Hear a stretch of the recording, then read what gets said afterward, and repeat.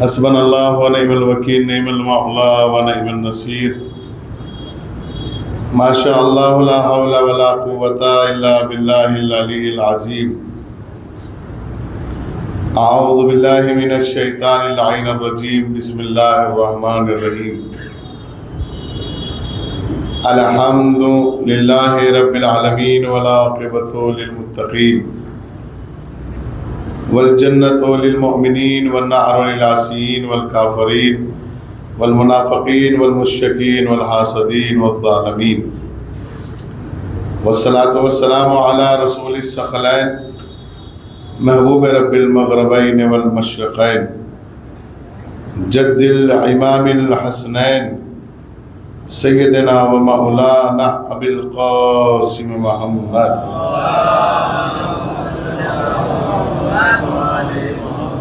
وعلى اہل بیتہ الطیبین الطاہرین المعصومین المظلومین ولعنۃ اللہ علی اعدائہم اجمعین من هذه الساعة الى قیام یوم الدین، آمین یا رب العالمین۔ اما بعد فقال اللہ سبحانہ تبارک و تعالی فی القرآن الکریم وهو اصدق الصادقین وقولہ الحق۔ بسم اللہ الرحمن الرحیم۔ وما ارسلناک الا رحمۃ للعالمین۔ سلام۔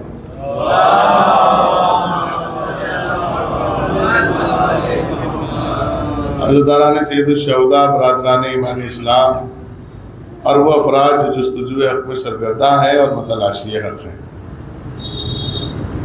ہمارے سلسلے گفتگو کی چوتھی کڑی کا آغاز ہو چکا ہے۔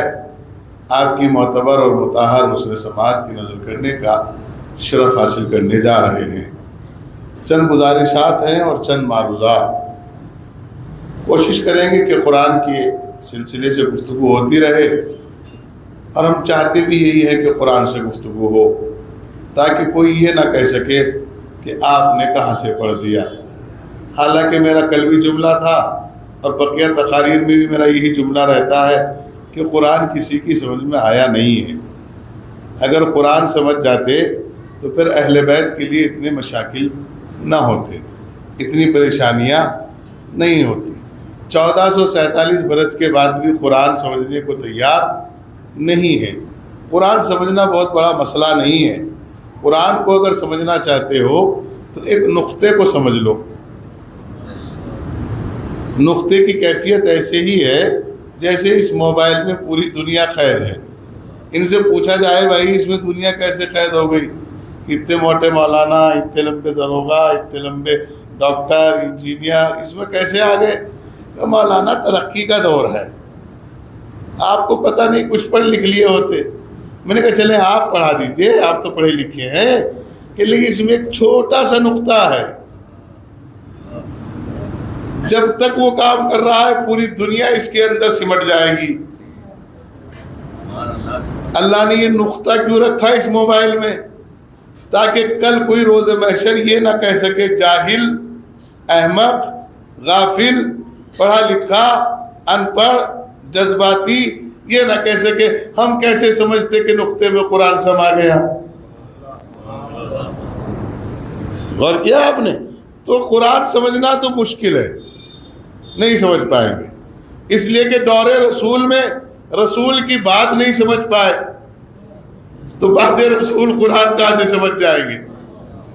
ایک شخص حضور پاک کی خدمت میں آیا اور اس نے کہا یا رسول اللہ انا اريد شيئا منكم، میں تم سے کچھ چاہتا ہوں۔ پیغمبر نے اس کے کیفیت سے اندازہ لگایا کہ یہ کچھ ضرورت مند ہے، تو انہوں نے صحابہ بیٹھے ہوئے تو انہوں نے کہا فقطع اللسان، فقطع اللسان۔ تو ایک صاحب اٹھے، بڑے جذباتی تھے، ان کا بڑا دورہ رہا اپنے دور میں، وہ یہ چاہتے تھے کہ بہادری میں میرا کہیں نام آ جائے۔ انہوں نے کئی بار بھاگنے کی کوشش کی، کم سے کم بہادری میں نام آئے کہ بھاگنے میں بڑے بہادر تھے۔ ایک صلوات بھیجے محمد والے میں۔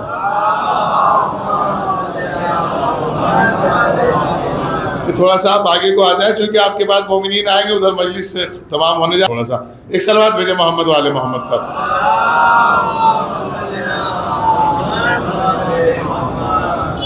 یہ دنیا کا ایک لوتا مکتب ہے جہاں آگے بلانا پڑتا ہے۔ ورنہ ہر جگہ یہ لوگ خود بخود آگے جانا چاہتے ہیں. ایک صلوات ہو جائے محمد والے محمد.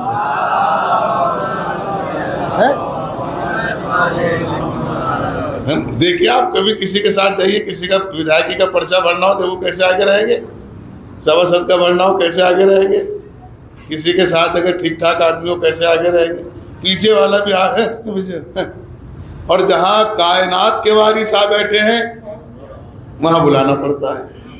بہرحال میرا مسئلہ پھر میں آپ کی خدمت میں عرض کروں, تو ان کی تمنا تھی کہ بہادر بن جائیں, تو انہوں نے فوراً ان کو اٹھایا, اور اٹھانے کے بعد جذبات میں آ کر جو ہے تلوار نکالی, اور ایش اللہ اکبر, اتنا جوش کہ سارے کا سارا چہرہ جو ہے وہ ایسا لگ رہا تھا بس خون نکلنے والا, اور پیڑ سے باندھ دیا. پیڑ سے جیسے ہی باندھ دیا تو تلوار اٹھائی اور پوچھا اب تمہاری زبان کاٹی جائے گی. کیا کاٹی جائے گی؟ اتفاق یہ تھا کہ اس کی زندگی اللہ نے رکھی ہوئی تھی, ادھر سے ابو الحسن علی امیر المومنین تشریف لے آئے. اللہم صلی علی محمد. انہوں نے معلوم کیا بھائی کیا بات ہے, کیا ہوا, خیریت تو ہے؟ کہنے لگے پیغمبر نے فرمایا ہے کہ اس کی زبان کاٹ دو. علی بڑے زور سے مسکرائے, یہ نہیں ہو سکتا, جو عالمین کے لیے رحمت بن کے آیا ہو. آپ نے سوچا, آپ نے پوچھا, آپ نے معلوم کیا کہ کیا ہے, کیا معاملہ ہے. انہوں نے یہ کہا فقط اللسان. تو انہوں نے کہا مولا امیر المومنین صلی اللہ علیہ وسلم اس کی رسی کھولو پہلے, تو پھر اسے پیڑ سے آزاد کرو. اب وہ آزاد ہو گیا بیچارہ. جب وہ آزاد ہوا اس نے پہلے مولا کا شکریہ ادا کیا, خدا کا شکر ادا کیا, بھائی شکریہ بہت بہت, آپ نہ آتے تو ہم تو مارے جاتے. تو مولا نے مسکرا کے فرمایا ہوگا جو تمہیں مارنے جا رہا ہے وہ بھی یہی کہتا ہے اگر علی نہ ہوتے تو ہم مارے جاتے. بات میں جمع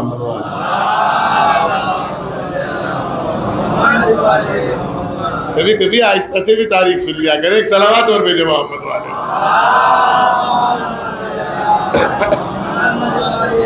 اور کیا آپ نے تو آپ کا مولا پیغمبر نے فرمایا کہ اس کی زبان کاٹ دی جائے.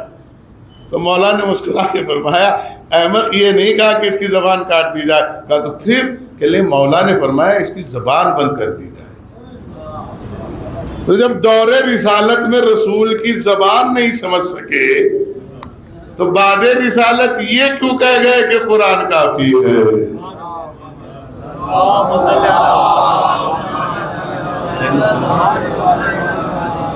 اور کیا آپ نے کیسے کہہ گئے کہ قرآن کافی ہے, اور ہم نے مان لیا کہ قرآن ہی کافی ہے. تو قرآن ہی سے پوچھے کہ قرآن خود کیا ہے. میں قرآن سے پوچھے نا کہ قرآن خود کیا ہے. ابھی میں آپ کو ایک موبائل لا کے دوں جناب, تھوڑا چہرہ اوپر کیجیے گا, موبائل لا کے دوں اور وہ موبائل کو اس میں کوئی کمپنی کا نام نہ ہو, کیا نہ ہو, تو آپ یہ پوچھیں گے یہ کہاں سے آیا ہے اور یہ بنا کہاں ہے, اس سے پہلے کس کے پاس تھا. تو میں نے کہا بھائی پہلا موبائل ہے, آپ کیسی باتیں کر رہے ہو, اب یہ چھوڑو کس نے بنایا ہے. تو اب قرآن پوچھ رہا ہے, یہ لوگ کہہ رہے ہیں قرآن قرآن قرآن. تو قرآن نے کہا پہلے ان سے تو پوچھ لو کہ قرآن بنا کیسے. بے قرآن کی حقیقت کیا ہے, قرآن بنا کیسے. کہ لے قرآن بنا ہے قرات سے. کہاں سے؟ اور قرات کے معنی ہے پڑھا ہوا. اب پتہ نہیں بھائی آپ میری بات میں پہنچا پا رہا ہوں کہ نہیں. قرآن بنا ہے قرات سے اور قرات کے معنی ہے پڑھا ہوا. اب اس کو تلاش کرو جو قرآن نازل ہونے سے پہلے پڑھ چکا. اب میں دوسری ابھی لے کے آؤں گا, میں اپنی منزل پہ لے کے آ رہا ہوں تاکہ سب مومنین آ جائیں, پھر میں اپنی بات آسانی سے پہنچا دوں. اب اس میں میری خطا نہیں ہے بھائی, ہاں میں اپنی جگہ ٹھیک ہوں. اور کیا آپ نے قرآن بنا ہے قرات سے اور قرات کے معنی ہے پڑھا ہوا. اب کس نے پڑھا یہ امت بتائے. اب یہ نہ کہیے کہ رسول نے پڑھا, اس لیے کہ رسول کو پڑھانے والے جبرائیل. اب ہم یہی تو کہہ رہے ہیں, علی کو نہ سمجھیے گا, پہلے رسول کو سمجھیے گا. اس لیے کہ جس رسول کو جبرائیل پڑھاتے ہیں وہ جبرائیل ہمارے بچوں کا جھولا جھولاتے ہیں. غور نہیں کیا آپ نے؟ بھئی جو جبرائیل رسول کو قرآن پڑھانے آتے ہیں وہ جبرائیل ہمارے یہاں چادر میں بھی بغیر اجازت کے نہیں آ سکتے. ایک صلوات بھیجیے محمد و آل محمد پر. خیریت سے ہیں؟ ایک صلوات ایسی بھیجی جیسی ہونی چاہیے.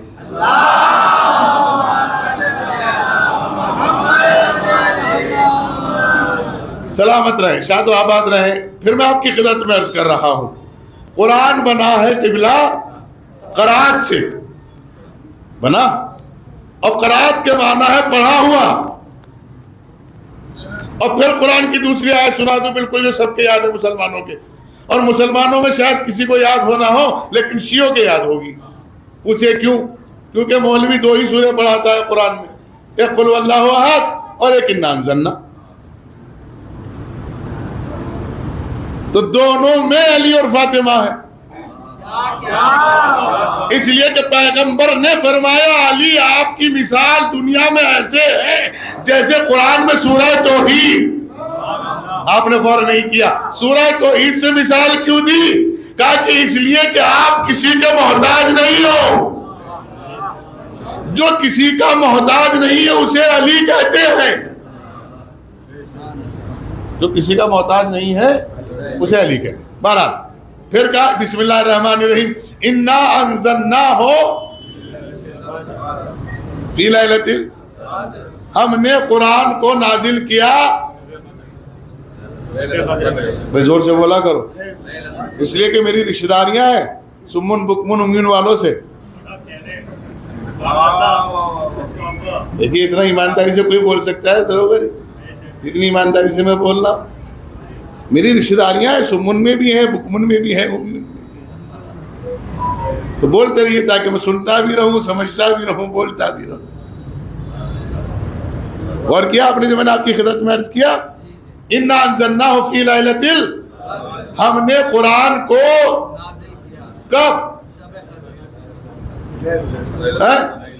جاؤ ساری کائنات کے حافظان قرآن کو چیلنج ہے، جائیے پوچھئے گا کہ یہ آگے قرآن کیا کہہ رہا ہے. کیا تم لیلۃ قدر کو جانتے ہو؟ قرآن کہہ رہا ہے خود وما ادراک ما لیلۃ القدر، تم کیا جانو لیلۃ قدر کیا ہے؟ آئے ہائے غور نہیں کیا آپ نے. قرآن کہہ رہا ہے کہ ہم نے قرآن کو لیلۃ قدر میں نازل کیا، اور پھر کہہ رہا ہے تم کیا جانو لیلۃ قدر کیا ہے. ارے غور کیجئے لیلۃ قدر کیا ہے؟ لیل کہتے رات کو، قدر کہتے عزتوں والی رات کو. کسی نے صحابیوں میں سے پوچھا مجمع چھلک رہا تھا یا نبی اللہ ما ہے لیلۃ القدر، لیلۃ قدر کیا ہے؟ پیغمبر نے فرمایا اصبر صبرا جمیلا، میں تمہیں دونوں چیزیں بتاؤں گا کیونکہ تم دونوں چیزوں کے بارے میں دن رات سوچ رہے ہو. ایک تو یہ پوچھتے ہو صراط مستقیم کیا ہے، ایک یہ پوچھتے ہو لیلۃ قدر کیا ہے. اصبر صبرا جمیلا ذرا سب کو آنے دیجیے گا. سارے صحابہ جمع ہو گئے، ادھر سے بال ہلتے ہوئے کوئی نوجوان آیا اور جیسے ہی قدم رکھتا گیا تو وہ کہیں رکا نہیں، سلام کرتا گیا اور گھر میں داخل ہو گیا کیونکہ اس کا دروازہ مسجد کے صحن سے جاتا تھا. بھئی آپ پتہ نہیں کہاں ہے، اس کا دروازہ مسجد کے صحن سے جاتا تھا. میرا ایک جملہ سنیے گا، جہاں کائنات کا مسلمان سر رکھ کے فخر محسوس کرتا ہے وہاں فاطمہ قدم رکھتی ہے. جہاں کائنات کا مسلمان سر رکھ کے فخر محسوس کرتا ہے وہاں سیدہ حسین میں قدم رکھتی ہے. جی پھر میں عرض کروں، مولا پیغمبر نے ارشاد فرمایا تم کیا کہتے ہو کہ صراط مستقیم کون ہے اور تم کیا کہتے ہو کہ لیلۃ القدر کیا ہے؟ پیغمبر نے مسکرا کے فرمایا دونوں کا جواب ایک ساتھ بتا رہا ہوں، یہ جو جا رہا ہے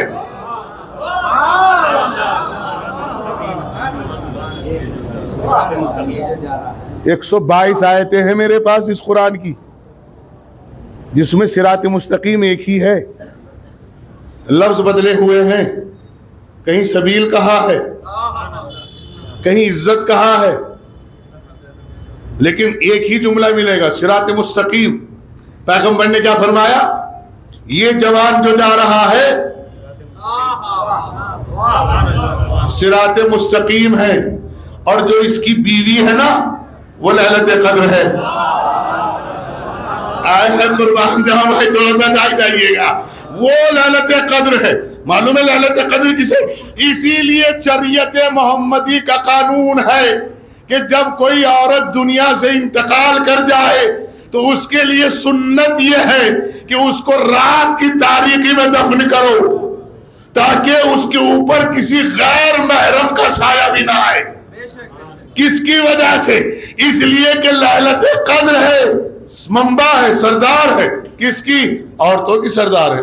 میں نے نام نہیں لیا کسی کا، دو، ایک عورت لیا ہوا ایسی جو لیلۃ قدر ہو، اور ایک مرد لیا ہوا ایسا جو صراط مستقیم ہو۔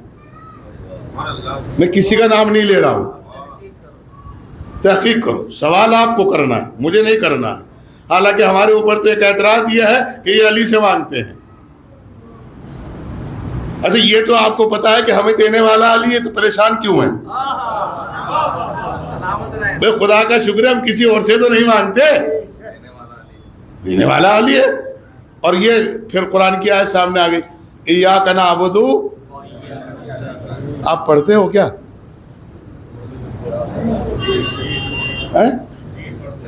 نہیں، ہو ہی نہیں سکتا ایسا۔ کیا آپ پڑھتے ہو؟ آپ کو پتا ہے اس کا ترجمہ کیا ہے؟ ایاک و ایاک، اس کا ترجمہ کیا ہے؟ تو یہ بات ہمارے بھائیوں کو کیوں سمجھ میں نہیں آ رہی بھائی؟ ہم تیری عبادت کرتے ہیں اور تجھ سے مدد چاہتے ہیں۔ یہ تو کہہ رہا ہے کہ تم اس سے مدد مانگتے نہیں، تم علی سے مانگتے ہو۔ بھئی آپ ہی تو پڑھ رہے ہو ایاک نعبد و ایاک، تو ہمارے اوپر الزام یہ ہے کہ اللہ سے مانگتے ہی نہیں۔ اب ہم دلی پہنچے ہیں، کہاں پہنچے؟ ہم نے ان کو فون کیا، آپ کے والد صاحب۔ میں کہا ناصر بھائی جان کہاں ہیں آپ؟ میں نے کیوں، کیا ہوا؟ میں نے کہا ضرورت ہے۔ کیا ہے؟ ضرورت ہے۔ کہ لیں میں تو اویلیبل نہیں ہوں، میں تو سرساوے آ گیا ہوں، لیکن میں بھیج رہا ہوں۔ اب بھیجنے والے کو بھی دیکھنا چاہیے مولانا۔ اب مولانا فصیح حیدر یہ کہیں جمال صاحب سے کہ مولانا مجھے ضرورت ہے کوئی بھیجو، تو اب کم سے کم ایسا تو بھیجو گے نا بھائی جس سے کہ مجھے قائفے سے لگے کہ ہاں یہ مولانا کا کوئی آدمی ہے، تہذیب یافتہ تو ہوگا کم سے کم، یا نہیں؟ یا ایسے کو بھیجو گے جس کی انگلی میں چرس کی سگریٹ ہو، یا ایسے کو بھیجو گے جو پی کے 2 کی 4 پڑھاتا ہو؟ یہ بتائیے نا، میرے آپ سے پوچھ رہا ہوں، بتائیے نا کیسے کو بھیجو گے؟ اگر کسی کے ہاتھ میں شراب کی بوتل اور وہ کہہ رہا ہو مجھے مولانا جمال نے بھیجا ہے، تو میں نے کہا الزام مت لگا بدبخت، وہ قبلہ ہے، تو پتا چلے کہ بھیجنے والا جو بھیج رہا ہے وہ دیکھے تو کم سے کم بھیج کس کو رہا ہے۔ اب یہ کیسے پتا چلے؟ ہم نے کہا ایاک نعبد و ایاک نستعین، تو اس نے کہا میں مدد بھیج رہا ہوں۔ کہا پروردگار پتا کیسے چلے گا کہ تو بھیج رہا ہے؟ تو اس نے کہا اس کا میں نے پورا قیافہ بدل دیا ہے، اس کی آنکھ عین اللہ ہوگی، اس کا چہرہ وجہ اللہ ہوگا، اس کی زبان لسان اللہ ہوگی، اس کے ہاتھ ید اللہ ہوں گے، اس کے دوست حبیب اللہ ہوں گے، اس کے دشمن لعنت اللہ۔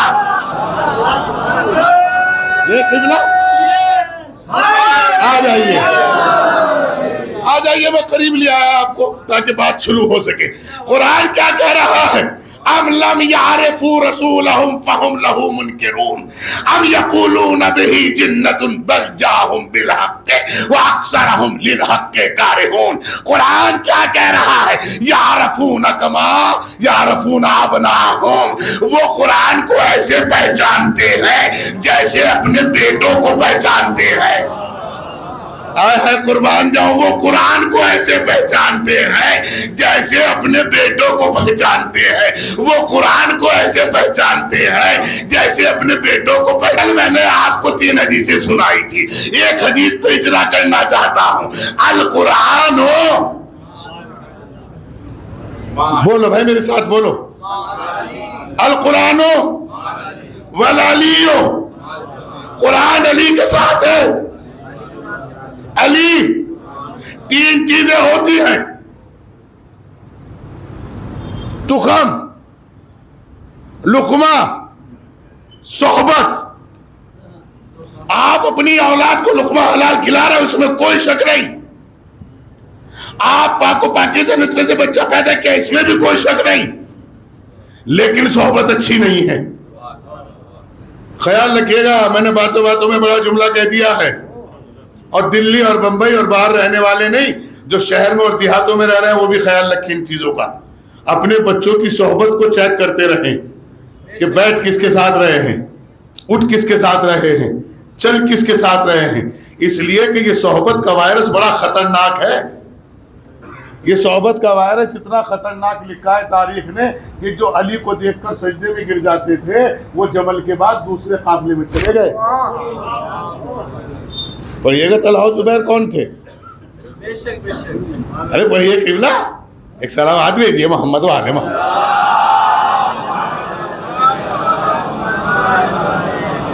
اور کیا آپ نے جو میں آپ کی آگے آ جائیں شیوم صاحب قبلہ آگے آ جائیں. اچھا وہاں سے ٹھیک دکھ رہا ہے؟ ٹھیک ہے، سلامات.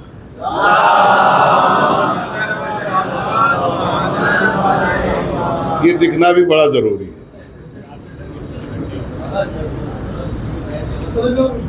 پھر میں آپ کی خدمت میں عرض کروں، صحبت سے اپنے بچوں کو چیک کرو کہ آپ کے بچوں کی صحبت کیا ہے، بیٹھ کہاں رہے ہیں.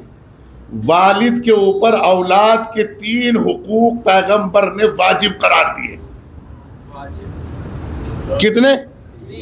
اولاً اسمہ یحسنہ، پہلے تو ہے کہ اس کا نام بہتر سے بہتر رکھو. کیا رکھو؟ بہتر سے بہتر رکھو. دوسرا پیغمبر نے فرمایا کہ اس کی شادی وقت پہ کرو. کب کرو؟ ہمارے یہاں پیر پہ پتہ نہیں کب کھڑا ہوتا ہے بچہ، یہ سمجھ میں نہیں آیا ہماری آج تک. یہ پیر پہ کھڑے ہو جائے تو اس کا مطلب یہ ہے کہ آپ کا پیر، بچے کا پیر زیادہ مضبوط ہے. اللہ کے رازق ہونے پہ آپ کو یقین کم ہے. ارے جب وہ رازق ہے تو وہ دے گا نا بھائی. آپ پیر اور ہاتھ اور انگلیاں اور چہرے کے چکر میں کہاں پڑ رہے ہیں؟ سرے وقت شادیاں کرو تاکہ اس پیریڈ میں اگر بچہ یا بچی کوئی فعل حرام انجام دیتا ہے تو اس کا گناہ والدین کے حصے میں درج ہوگا اس کے ساتھ. اس لیے کہ والدین کی ذمہ داری ہے کہ سرے وقت شادی کر دینی چاہیے. حدیث رسول ہے، سرے وقت شادیاں کرو تاکہ بچے حرام سے محفوظ رہ سکے. اور اگر وہ اس کے بعد بھی حرام کرے تو اب اس کے ذمہ دار وہ خود ہیں. اب اس کا جواب وہ روز محشر اور دنیا میں خود دیں گے. تیسرا مسئلہ سنیے گا، پیغمبر نے فرمایا یعلمہ القرآن، اپنے بچوں کو قرآن کی تعلیم دو. کس کی تعلیم دو؟ قرآن کی. باتیں ہو گئی. یہ کس کے اوپر حق ہے؟ والد کے اوپر حق ہے کہ اپنے بچوں کا نام اچھا رکھے، وقت پہ شادی کرے اور قرآن کی تعلیم دے. اس لیے کہ قبر میں ڈگری کسی کی نہیں جائے گی. اگر کسی کی ڈگری جانی ہو تو بتانا ضرور، حالانکہ ہماری تو جا ہی نہیں سکتی کیونکہ جو تھی وہ کھو گئی. سلامات.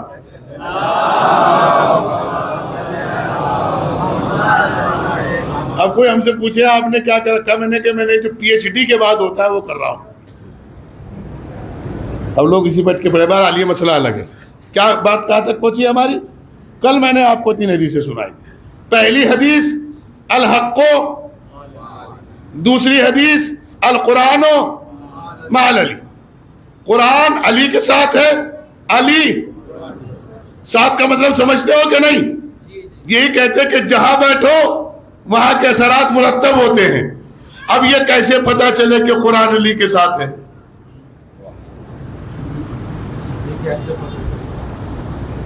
علی تیرے ساتھ ہے؟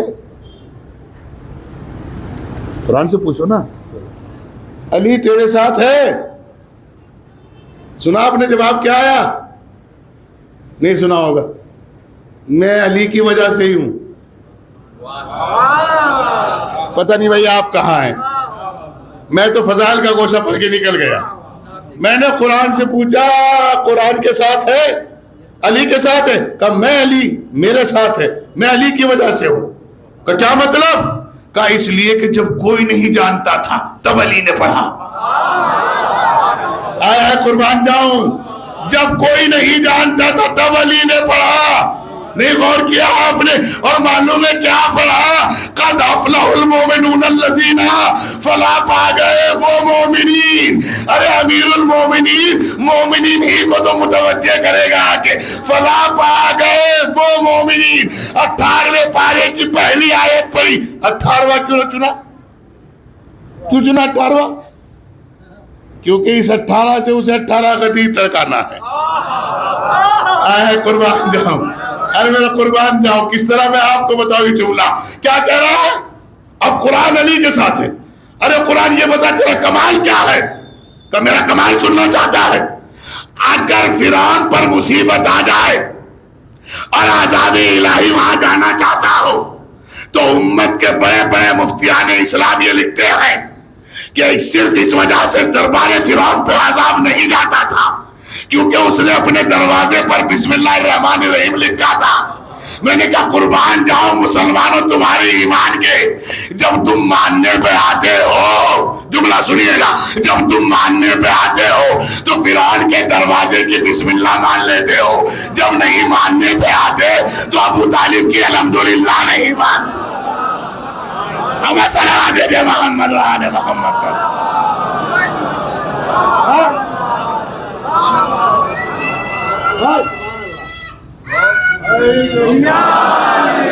اے قرآن مجھے بتا علی تیرے ساتھ ہے تو تیرا کمال کیا ہے؟ کہ میرا کمال یہ ہے اگر میری تلاوت طاہر لوگ مردہ پہ کر دیں تو میں مردوں کو زندہ کر دوں گا. اور بتا تیرا کمال کیا ہے؟ کہ میں سورج کے زوال کو نمٹا دوں گا. اور بتا تیرا کمال کیا ہے؟ کہ میں روشنی کو مدھم کر دوں گا. اور بتا تیرا کمال کیا ہے؟ کہ میں اندھیرے کو اجاگر کر دوں گا. اور بتا تیرا کمال کیا ہے؟ کہ میں اندھیری قبر میں نور لے آؤں گا. اور بتا تیرا کمال کیا ہے؟ کہ میں بے چین کو سکون دوں گا. اور بتا تیرا کمال کیا ہے؟ کہ میں خدا کے قریب کر دوں گا. اور بتا تیرا کمال کیا ہے؟ کہ میں پہاڑوں کو چلا دوں گا. اور بتا تیرا کمال کیا ہے؟ ارے غور کر رہے ہیں آپ. اور بتا تیرا کمال کیا ہے؟ کہ میں پہاڑوں کو چلا دوں گا. اور بتا تیرا کمال کیا ہے؟ کہ میں مسافت کو کم کر دوں گا. میں نے قرآن سے پوچھا بتا تو کہاں ہے؟ سورہ رعد نے پڑھ کے بتایا. آیت نمبر 81 میں ارشاد ہوا بسم اللہ الرحمن الرحیم لو انا قرآنا سیرت بہ الجبال او قطعت بہ الارض او کلم بہ الموتى. قرآن کا کمال یہ ہے کہ وہ پہاڑوں کو چلاتا ہے. قرآن کا کمال یہ ہے وہ پہاڑوں کو چلاتا ہے. قرآن کا کمال یہ ہے. میرا آخری حد تک چاہیے, مجھے آخری حد تک میری بات پہنچ رہی تو بولیے گا. قرآن کا کمال یہ ہے کہ پہاڑوں کو چلاتا ہے. پہاڑوں کو چلاتا ہے. کس کا کمال ہے یہ؟ اب وہ تو قرآن کے ساتھ نہیں ہو سکتا جو پہاڑوں پہ بھاگ جاتا ہے.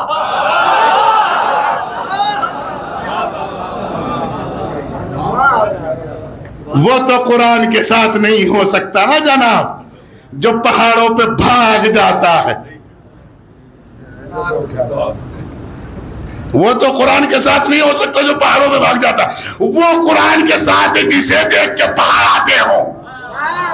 میں نے کہا قرآن کیا کرتا ہے؟ کہ پہاڑ چلاتا ہوں. میں نے پھر قرآن سے پوچھا, میں نے علی سے پوچھا یا علی کیا آپ پہاڑ چلا سکتے ہو؟ کہ نادان ہے, میں ہی اکیلا نہیں, میرے گھر کا ہر فرد چلا سکتا ہے. اور چلانا تو بہت دور کی بات ہے, اگر ہمارا چہرہ بھی دیکھ لے تو دشمن کہتے ہیں اگر ایسے چہرے دیکھ لیے, اگر یہ چاہے تو پہاڑوں کو اپنی جگہ سے ہٹا دے.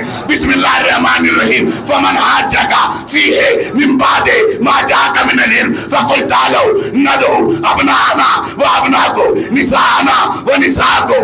ارے غور کر رہے ہیں آپ, غور کر رہے ہیں آپ. ایک جملہ کہوں گا یہاں آ کر, نساءنا انفسنا, اور اس کے بعد کیا کہا؟ ثم نبتلیہ لعنت اللہ علی الکاذبین. بھائی ظالمین نہیں ہے, کاذبین. کس پہ لعنت ہے؟ تو یہ عیسائی جھوٹے تھے کیا جب مباہلہ ہوا ہی نہیں؟ پتہ نہیں آپ کہاں ہیں، میں آپ کے بیچ میں ہوں. مباہلہ ہوا، پھر آیت تو ادھوری ہے، یہ تو کھڑی ہے. لعنت کس پہ ہوگی؟ میں لعنت ہونی ہے نا، لعنت اللہ علی الکاذبین. اب سمجھ میں آیا رسول کی بیٹی دربار میں کیوں گئی تھی. آپ آہستہ سن لیں، مجھے کوئی شکایت نہیں. آپ آہستہ سن لیں، مجھے کوئی شکایت نہیں. معلوم ہے کیوں گئی تھی رسول کی بیٹی؟ اس لیے کہ یہ آیت رہ گئی تھی. اب کوئی یہ نہ کہے کہ علی کیوں نہیں گئے. مباہلہ کی سردار فاطمہ ہیں، مباہلہ کا حصہ سیدہ کی زندگی میں ہے، تو اس لیے جناب سیدہ گئی تھی. گئی تھی کہ نہیں گئی تھی؟ اور جیسے ہی اس نے کہا یہ تو جھوٹ ہے، تو بطون نے کچھ اور نہیں کہا، لعنت اللہ علی الکاذبین. یہ جھوٹے ہیں، ان پہ اللہ کی لعنت ہے. لعنت کی نہیں جاتی، نہیں پہنچ بھی نہیں جاتی. یہ ذمہ داری آپ کی نہیں کہ آپ لعنت کرو. پتہ نہیں آپ کیا سمجھتے ہو لعنت کرنے کو. بھائی اللہ کہہ رہا ہے کہ میں نے ان کے پیچھے لعنت لگا دی ہے.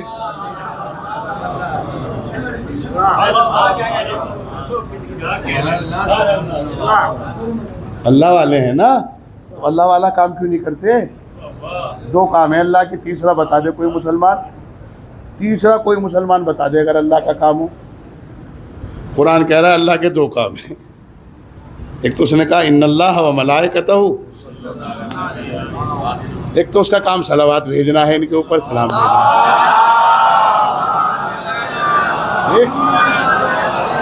اور دوسرا کام ہے لعنت بھیجنا، صلوات. تو اس نے کیا بتایا قرآن نے کہ میں پہاڑ چلاتا ہوں. اچھا یہاں دو باتیں رہ گئی. انفسنا، اب اصل میں مسئلہ یہ ہے کہ جب بات آ جاتی ہے دل چاہتا ہے اسے پیش کر دوں. انفسنا، تم اپنے نفسوں کو لاؤ، ہم اپنے. تو نفسوں میں کون گیا؟ جس کا بھی آپ نام لو، ذمہ دار آپ ہو. مولا علی گئے نا، ارے دیکھ لو کوئی محلے پڑوس کا ہو. جانے والے تو بہت سارے تیار تھے، جانے والے دروازے پہ کھڑے تھے، آج تو ہمارا نام لسٹ میں آ ہی جائے گا. تو کہا یا نبی اللہ ہم بھی چلیں؟ تو پیغمبر نے فرمایا بھائی آج جو ہے نا طاقت، آج تلوار کی ضرورت نہیں ہے. تو کہنے لگے یا رسول اللہ پھر اور کیا ہے؟ کہ آج سچوں کی ضرورت ہے.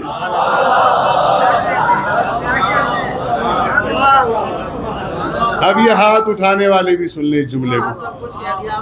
اگر تمہاری زبان اور دل میں سچائی ہے تو تمہیں دنیا کی کوئی طاقت جھکا نہیں سکتی، نہیں جھکا سکتی. کیا کہا پیغمبر نے؟ سچوں کی ضرورت ہے. وہ جملہ رہ گیا تھا، اس آیت کی بھی تشریح کر دوں، آپ پھر کہیں گے چھوڑ دیا تھا آپ نے. یؤتیکم کفلین من رحمتہ ویجعل لکم نورا تمشون بہ، ہم اس کو دو عطا کریں گے. کفلین تسنیہ کا صیغہ ہے، دو عطا کریں گے. ہمارے علماء نے بہت آخر میں آ کے وہ لکھا، جو تفسیر در منصور کا صاحب مؤلف لکھ کے پہلے چلے گئے، علامہ فخر الدین رازی، انہوں نے کچھ نہیں لکھا، انہوں نے نتھنگ، کچھ نہیں ہے. بس دو سے مراد یہاں الحسن والحسین سید شباب اہل الجنہ ہے. یہاں حسن و حسین ہے، بس دو سے مراد. نہ زمین ہے، نہ آسمان ہے، نہ مکہ ہے، نہ مدینہ ہے، نہ دریا ہے، نہ یہ ہے، نہ وہ ہے، کچھ نہیں ہے. یہاں دو سے مراد الحسن والحسین ہے. آگے چلے گا وَيَجْعَلْ لَكُمْ نُورًا تَمْشُونَ بِهِ، اور ان کا نور ایسا ہوگا، تمشون بہی مفعول بہ کا صیغہ ہے غالباً، تمشون بہی، تاکہ تم اس نور کی روشنی میں سفر کر سکو. کیا کر سکو؟ کوئی اندھیرا آپ کے پاس نہیں آئے گا، اتنا نور ہے ان کا. اب ایک روایت جو میں نے بتائی تھی وہ سننا آپ کا دل کر رہا تھا. ہاں دیکھیے، کمال ہے خدا کی قسم. اس کتاب کے شروع میں فضائل ہیں، عمل کوئی ایسا نہیں جس میں فضیلت مل سکے.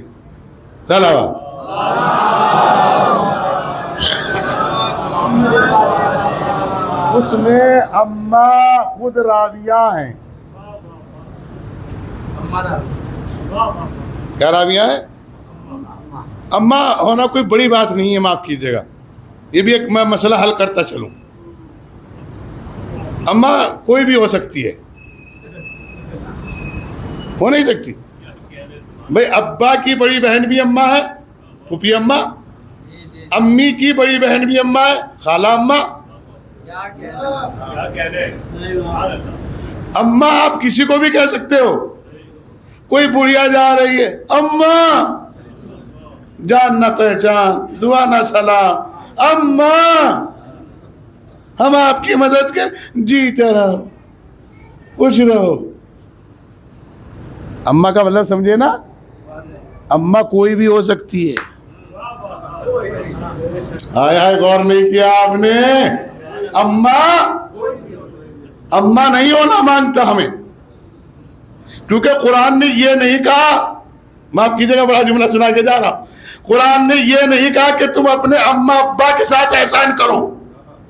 قرآن نے کہا للوالدین احسانا، تم اپنے والدین کے ساتھ احسان کرو.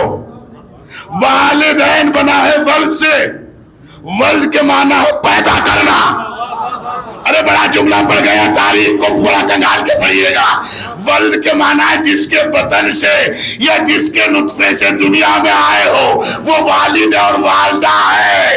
اب مجھے نہیں معلوم ہے کہ اماں کون ہے، والدہ کون ہے، لیکن جب مجھے تاریخ میں کہا گیا یہ بھی اماں، یہ بھی اماں، یہ بھی اماں، یہ بھی اماں، یہ بھی اماں، یہ بھی اماں، 11 اماں ملی مجھے. میں نے کہا والدہ کون ہے؟ کہا فاطمہ کی والدہ خدیجہ ہے، خدیجہ ہے، خدیجہ ہے. صلوات بھیجے محمد وآلہ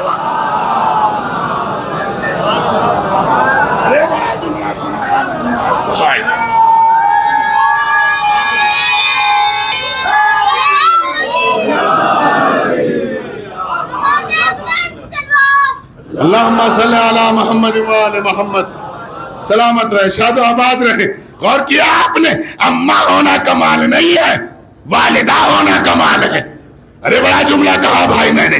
والدہ کا مطلب ہے جس سے پیدائش ہو، ظاہر ہو، جبکہ قرآن نے سب پر اشارہ کیا ہے واللہ اخرجکم من بطون امہاتکم لا تعلمون شیئا. اے غافل انسان، کون سی سوچ میں ہے، کس چیز میں تکبر کرتا ہے، کس چیز میں کپڑے بدل کے برادری کو دکھاتا ہے، کیوں گاڑی تیز چلا کے کیا سمجھتا ہے، معلوم ہے کیا ہے تیری اوقات. واللہ اخرجکم من بطون امہاتکم لا تعلمون شیئا. جب ہم نے تجھے تیری ماں کے شکم سے نکالا تو تو جاہل تھا. کیا تھا؟ یہ ایک کے لیے نہیں کہا گیا. نہیں میں سب کے لیے بھی نہیں کہہ سکتا، نہیں کہہ سکتا. ہاں اللہ استثناء لگا دو اس کے بیچ میں. میں یہاں وہاں بیٹھنے والوں کو جاہل نہیں کہہ سکتا. اس لیے کیوں نہیں کہہ سکتا؟ صادق آل محمد نے فرمایا ہمارے جد کے ذکر میں آتا بھی وہی ہے جس کے پاس علم ہو. صلوات بھیجے محمد والے محمد.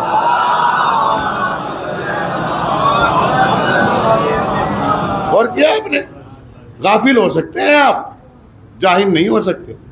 غافل ہونا اور ہے، جاہل ہونا اور ہے. غور کیا آپ نے، جو میں نے آپ کی خدمت میں عرض کیا، کیا کہا؟ لا تعلمون شیئا، تم کچھ نہیں جانتے تھے. جاؤ ہٹو نکلو، جاہل ہو. دوسری جگہ کیا کہا؟ تو نا علم ہے، ہم نے تمہیں تھوڑا سا علم دیا، چند قطرات.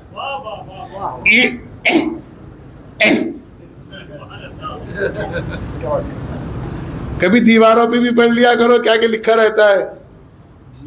لکھا نہیں ہوتا زندگی کی 2 جیون کی بوندیں، 2 بوندوں میں پورا جیون لکھا رہتا ہے دیواروں پر. جی سلامت رہیں آپ، اچھے رہیں، مولا اچھا رکھے. کہتے ہیں نا 2 بوندیں زندگی کی. کتنی بوندیں؟ یہ تو 2 ہیں. مولا کہہ رہے 1 بوند کافی ہے. بادشاہ روم ہر دور خلافت میں اپنے نمائندے کو بھیجتا رہا. کس کو بھیجتا رہا؟ اور جا کے پوچھ کیا ہو. وہ آتا تھا السلام علیکم. یا خلیفۃ المسلمین کیفک؟ ادھر جا آنی زین الحمدللہ. تو وہ کہتے انا جا من الروم، میں روم سے آیا ہوں اور مجھے بادشاہ نے بھیجا ہے، میں میسنجر ہوں، پیغام لے کے آیا ہوں. کہ کیا؟ کہ اس نے سوال کیا ہے یہ بتاؤ اس شیشی میں زندگی دے دو. اتنی سی شیشی لاتا تھا وہ، پاگل ہو گیا. تقاب اتنی سی شیشی میں کہاں جائے گی دنیا؟ زندگی کہاں سے آ جائے گی اتنی شیشی میں؟ چلا جاتا تھا. وہ کہتا تھا اللہ تیرا شکر ہے ابھی وہ نہیں آیا جس کا مجھے انتظار ہے. پھر آیا، پھر وہی، پھر آیا، پھر وہی. اب وہ بیٹھا جس کا اسے انتظار تھا. پھر بادشاہ روم نے بھیجا اور اس نے کہا کہ مجھے جو ہے میرے بادشاہ نے بھیجا ہے. اب ان کے آنے کا ڈھنگ اور ان کو دیکھنے کا ڈھنگ الگ تھا. وہ تو باقاعدہ تخت و تاج کے ساتھ بیٹھتے تھے، یہ بیچارے نیچے بیٹھے تھے زمین پہ. اوپر بیٹھنے والے سن لیں. کسی نے مولا سے پوچھا مولا آپ اوپر کیوں نہیں بیٹھتے؟ کہ یہ بتا آنا کہاں پڑتا ہے؟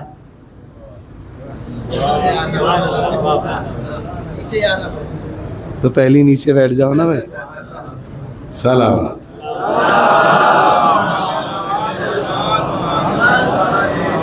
یہ مولا سے پوچھا گیا تھا تو میں نے آپ کی خدمت میں ذکر کر دیا. اس کا مقصد تھا کہ آپ اوپر کیوں نہیں بیٹھتے، سب کو اوپر بیٹھے ہوئے دیکھا ہے. تو اب مولا سے وہ آیا تو اس نے آنے کے بعد کہا کیا سوال ہے؟ کہنے لگے اس میں زندگی چاہیے. کہے میں؟ تو مولا فرماتے ہیں بڑی لائے ہو. جس طرح آگے والوں کی سمجھ میں آ رہا ہے نا اسی طرح پیچھے والے سمجھ لیں. مولا نے فرمایا بڑی لائے ہو. قمبر اس سے چھوٹی لاؤ. اب وہ جو غلام آیا تھا وہ پریشان، کہ میں اتنے دور میں آ چکا بھائی، 25 سال سے آ رہا ہوں. وہ تو کہہ رہے تھے چھوٹی، یہ کہہ رہے بڑی. مولا خیر تو ہے کہ زندگی لینا آیا نے کہا. مولا نے کہا قمبر ایک بوند پانی کی اس میں ڈال دو. کہے میں ڈال دو؟ شیشی میں. کہنے لگے جاؤ لے جاؤ. اور پورے راستے سوچتا رہا ایک بوند پانی، ایک بوند پانی، ایک بوند پانی. اور جیسے ہی بادشاہ روم کے پاس پوچھا گیا کیا ہوا؟ کہنے لگے ہوا کچھ نہیں. ابھی تک تو سب کہہ رہے تھے کہ چھوٹی ہے شیشی، اب ان کے پاس گئے تو انہوں نے کہا کہ بڑی ہے شیشی، اور اسے بھری بھری بھی نہیں. کہنے لگے اور کیا کیا؟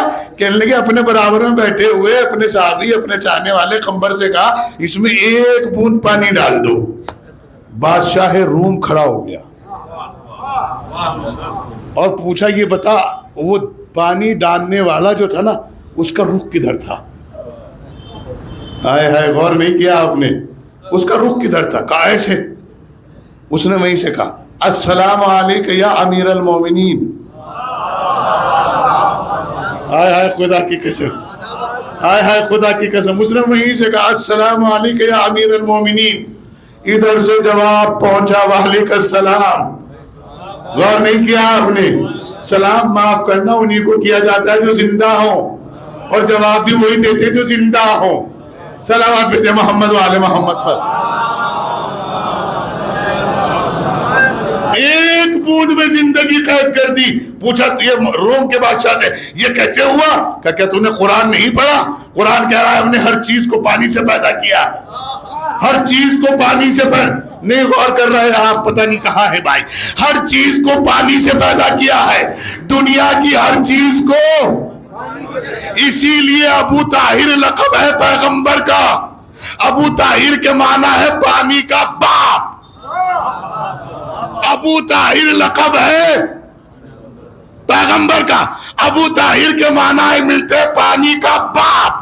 کس کا باپ؟ پانی دنیا میں کہیں نہیں سما سکتا اگر مٹی نہ ہو. آئے آئے قربان جاؤں. اگر مٹی نہ ہو تو پانی کہیں نہیں ٹھہر سکتا، اسی لیے اللہ نے جہاں ابو طاہر بھیجا وہیں ابو تراب بھی بھیجا۔ صبح کے ساتھ دل بولا، زمین بولی فلک بولا، ہر ایک میزان میں بولا، یہ بات صحیح ہے۔ ستارہ ٹوٹ کر بولا، نعرہ حیدری، یہ امام زمانہ نعرہ سلوات۔ اللہم صلی علی محمد وعلی محمد وعجل فرجہ واشرنا معاہم۔ بس جملہ سن لیے، بات ختم ہو گئی۔ کبھی غور کیجئے گا، متوجہ رہیے گا، پھر میں آپ کی کیا کہا قرآن نے؟ قرآن کس کے ساتھ ہے اور علی کس کے ساتھ ہے؟ تو پتہ چلا قرآن کیا کرتا ہے؟ پہاڑ چلاتا ہے۔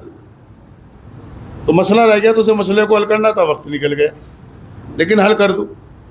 انفسنا، پیغمبر کو لے کے کچھ ذاکرین اور علماء یہ کہتے ہیں کہ پیغمبر نے ایک دن یہ کہا کہ علی آپ کو یہ آتھارٹی ہے کہ آپ ڈیورس دے سکتے ہیں آفٹر می۔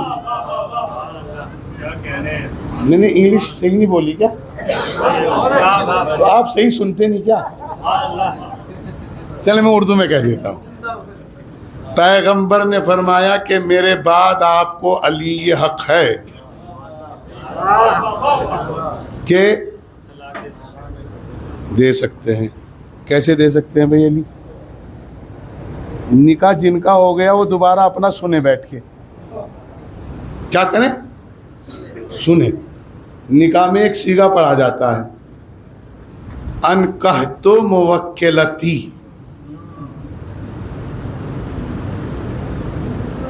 وَأَنَا بِهَا، نفس کے ساتھ کہا جاتا ہے میں اپنی موکل کو، جس کا مجھے وکیل بنایا گیا ہے، اس کا نفس اس کے باپ کی اجازت کے ساتھ تیرے موکل کے نفس میں دے رہا ہوں۔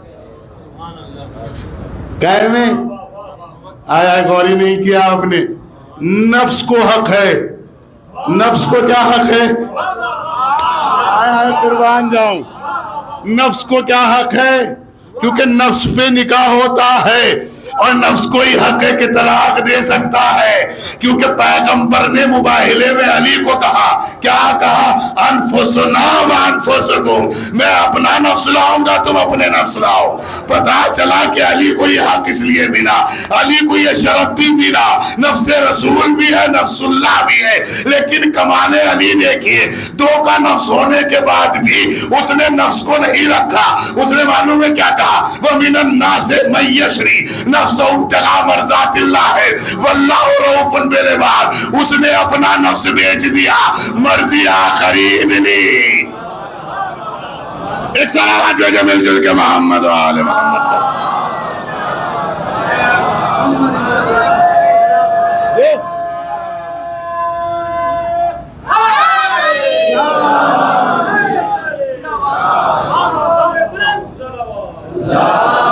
اللہم صلی علی محمد۔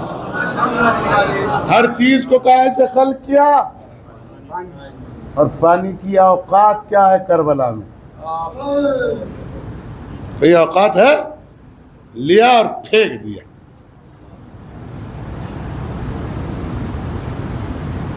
ان آنسوؤں کی بڑی اوقات ہے۔ یہ آنسو دنیا اور آخرت میں دونوں جگہ ساتھ جائیں گے آپ کے۔ ان آنسوؤں کو آپ ہلکے میں مت لینا۔ اور دنیا میں مجھے نہیں معلوم ہے کہ کوئی آخرت کا سامان لے کے جائے گا کہ نہیں، لیکن میں بڑی ذمہ داری کے ساتھ ممبر سے کہہ رہا ہوں کہ ہم دونوں سامان ساتھ لے کے جائیں گے۔ جو تم ہمارے بارے میں کہتے ہو یہ جہنم میں جائیں گے، جہنم میں جائیں گے، خدا کا شکر ہے ہم نے کبھی آپ کو نہیں کہا کہ آپ جہنم میں جاؤ گے۔ اس کی وجہ ہے کہ ہمارا جہنم سے کوئی رشتہ ہی نہیں ہے۔ جو ہم کہیں بھائی تمہارا آنا جانا لگا رہتا ہے، اس لیے حالات دیکھ کے کہہ رہے ہو۔ جہنم میں ہے آگ۔ کیا ہے؟ آگ کے لیے دنیا کا قانون ہے، اگر آگ بڑی ہو تو فائر بریگیڈ بلائی جاتی ہے، اگر چھوٹی آگ ہو تو مٹی ڈال دیتے ہیں. پوری دنیا میں ہمارے علاوہ کسی کے پاس ان دونوں کا ہتھیار نہیں. ہم تمہیں بتا دیں, اگر تمہاری تسلی کے لیے بتا دیں, اگر تم ہمیں جہنم بھی بھیج رہے ہو نا, ویسے تو اتھارٹی ہے نہیں آپ کو. جن کے ابا نہیں بخشے گئے نا, وہ آج یہ کہہ رہے کہ تم ان کے ابا کی مغفرت کی دعا نہ کرو. آج دینی ادارے کہہ رہے ہیں کہ مغفرت کی دعا نہ کرو ان کی. آل رسول ہے مرنے والا, آل رسول ہے مرنے والا. سید سلمان ندوی ایرا گہرا مت سمجھ لیں.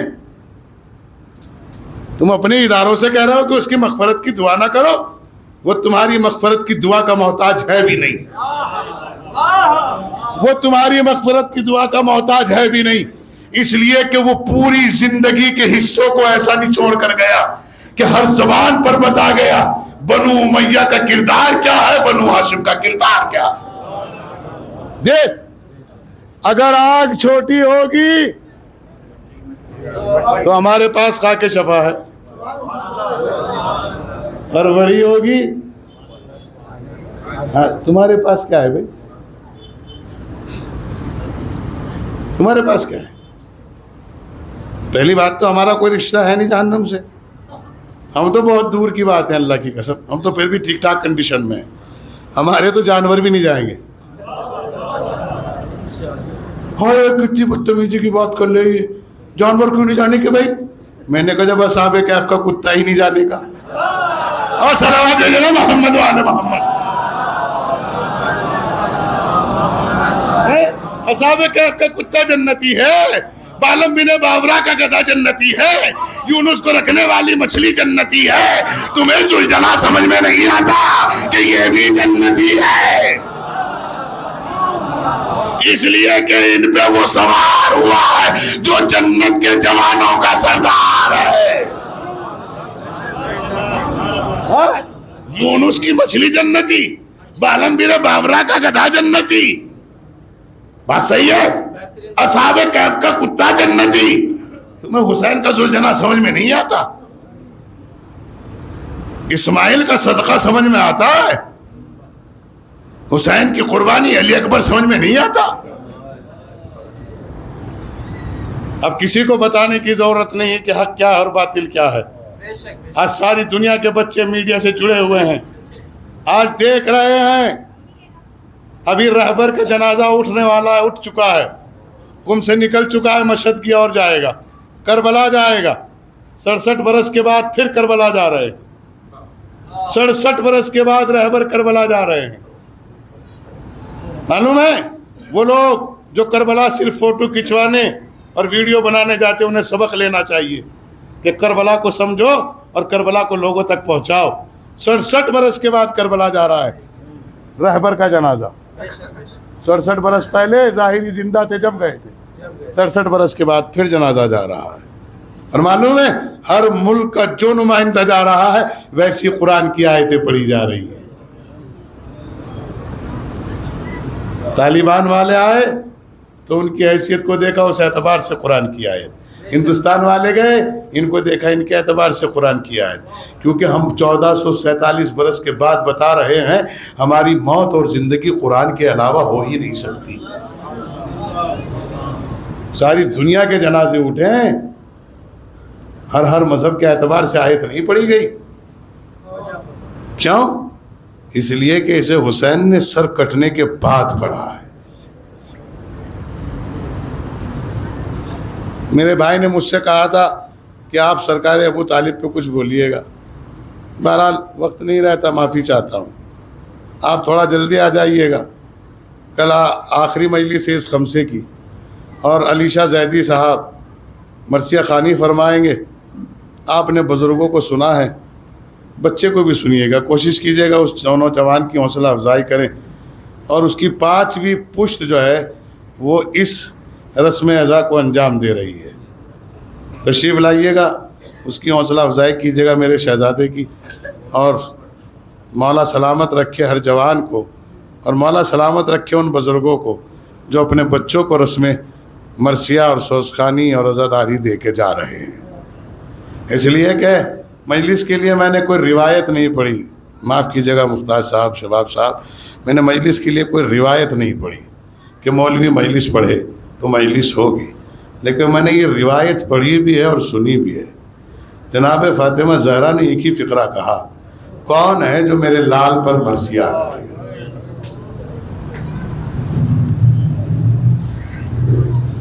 میں گزارش کروں گا کہ جب مرثیہ خان مرثیہ پڑھیں یا مرثیہ پڑھ کے بیٹھ جائیں تو ایک سورہ فاتحہ ان کے لیے ضرور پڑھا کریں جنہوں نے مرثیوں کی نگہبانی کی ہے اور دنیا سے چلے گئے۔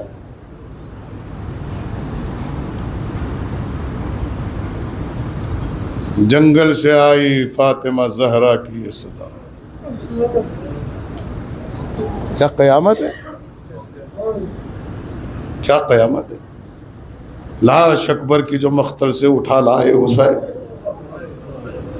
کیا قیامت ہے؟ مرثیے ہیں یہ۔ جب مشک بھر کے نہر سے عباس غازی گھر چلا، اللہ اکبر، یہ مرثیے نہیں ہے، مختل ہے، پورے مختل ہیں۔ تصور کے لیے ایک مصرے پہ روتے رہیے گا۔ 1900 ہے زخم تنے چاک چاک پر، زینب نکل حسین تڑپتا ہے خاک پر۔ یہ مرثیے ہے۔ مانا کہ صبر و ضبط کی منزل ہے کربلا، زینب تو کربلا سے بھی آگے نکل گئی۔ یہ مرثیے ہے۔ قیامت کے 2 مصرے سنا رہا ہوں اور مجلس ختم ہو رہی ہے۔ 2 مصروں پہ رو لیجیے گا جتنا رو سکتے ہیں، روایت کا کوئی حرف نکل جائے تو بڑی بات۔ تسبیح فاطمہ کے ہے ہمراہ سجدگاہ، تسبیح دیکھی آپ نے؟ اس کے بیچ میں کبھی سجدگاہ رکھتے ہو؟ ایسا لگتا ہے جیسے ماں کی آغوش میں بچہ لیٹا ہو۔ تسبیح ماں سے منسوب ہے، سجدگاہ بیٹے سے منسوب ہے۔ تسبیح فاطمہ کے ہے ہمراہ سجدگاہ، ماں کربلا کے بعد بھی بیٹے کے ساتھ ہے۔ آپ دیر سے آتے ہو، حسین کی ماں آپ کے مرثی اور سوزخانی سے پہلے آتی ہے۔ ایک فقرہ، شام غریبہ آئی ہے، علی کی بیٹی نے اپنے باپ کو پکارا، آنے والا آیا ہے، پوچھا اب کیا ہے ہمارے پاس؟ آنے والے یا تو رک جا، ورنہ میں اپنے بھائی عباس کو آواز دے لوں گی۔ بہنوں پہ جب مصیبت پڑتی ہے تو ان کو بھائی یاد آتے ہیں، اس لیے میں نے کل بھی کہا تھا، آج پھر کہہ رہا ہوں کہ آپ بہنوں کی بات سنا کریں۔ یہ بہن بھائیوں کا رشتہ بڑا معصوم رشتہ ہے، بڑا قیامت کا رشتہ ہے۔ اگر کسی ناراض بہن کو یہ پتا چل جائے کہ اس کے بھائی کا ایکسیڈنٹ ہو گیا یا زخم آ گیا تو اس کی بہن جو ہے نا، کیسے بھی ہو، کتنی بھی پریشان ہو، اس کی سب سے پہلے کوشش یہ رہے گی پوچھے کہ میرا بھائی ٹھیک ہے؟ کیوں؟ اور جس بہن کو بھائی کی طرف ہوتی ہے وہ عباس غازی کے پرچم کے نیچے آ کے کہتی ہے، مولا آپ کو زینب کی اسیری کی قسم ہے، میرا بھائی سلامت رہے۔ کس کو پکارا؟ عباس کو پکار لوں گی۔ آواز دی میرے بھیا عباس، فرات کا پانی نے جو اچھلا، آنے والا اور قریب ہو گیا، کہ بیٹی پہچانا نہیں میں تیرا بابا علی ہوں۔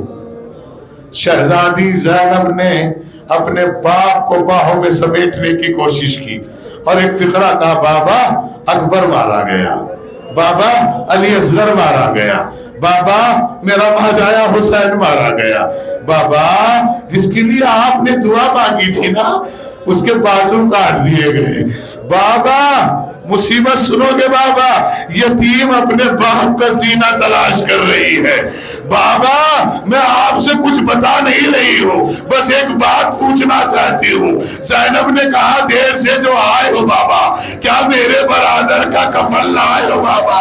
بابا سب سے بڑی غربت سنو گے، میرے بھائی کا لاشا بے غور و بے کفن پڑا ہے۔ बस कल के लिए एक तमीद बना के मसाइब खत्म कर रहा हूँ, क्योंकि मुझसे कहा गया है कि आप जिंदान पढ़िएगा।